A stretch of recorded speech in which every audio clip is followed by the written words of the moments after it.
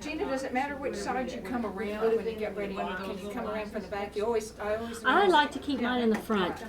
I'm passing it from my left hand to my right hand in front of the needle. This is just so cool. It's easier than the safety pin. Well, yeah. That's just what she had at the moment. And Claire, what I do is I turn my hoop so that I'm always in front. Yeah, one of these. So here I'm ready for my next little leaf. So I've turned my hoop so that my stitch is going to still be horizontal. And my ribbon stays right here in front where I know where it is. I'm not stitching over it or, you know, catching it under a needle. I'm going to sew out. The process is always the same. Yes. And once you get this, you're doing silk ribbon. So now can you see that I'm actually bending that around the needle?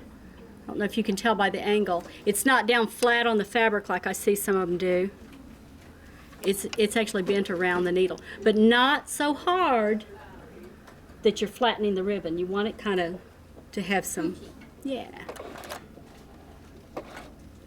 And you always go to the... She's having it through the front, and she'll turn her hoop.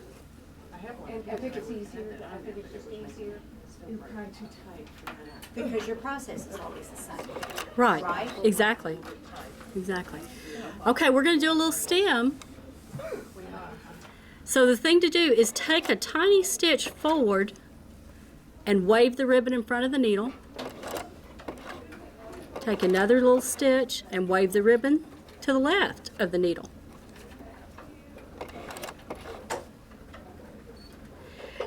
And I want kind of a short distance because I want to get some more leaves on there. So you're twisting it a little bit? No, I'm doing the same motion.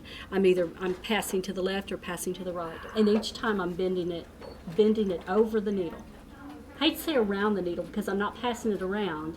It's just bent in front. And then when you take your stitch, it makes it look like it's twisted. It does, doesn't it? That's cool. Because each one is pinched down. So now I want to come out for a leaf, and keep in mind I'm going to keep the ribbon in front of me so I know where everything is. And I'm going to stitch out for a little leaf, bend my ribbon, stitch back to the base, and swing my ribbon to the opposite side. Okay, now I need I'd like to have a leaf that's on this side, so I'm turning my hoop between motions.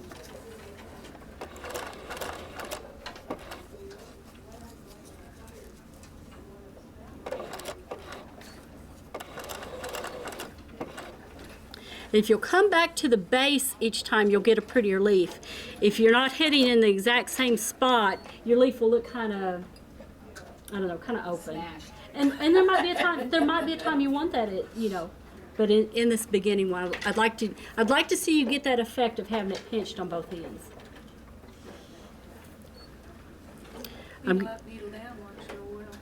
Do you like it? I do. Okay, now look how I'm just making a stem and waving. If I can keep my fingers out of your vision. I don't know what she's doing. And there's my stem. This is frog hair. I can tear it. Just like this. Why don't you use something that you can actually see then? Maybe just a cotton thread or whatever you've already got.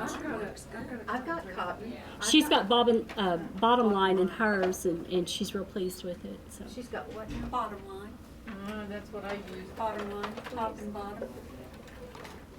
Bottom line.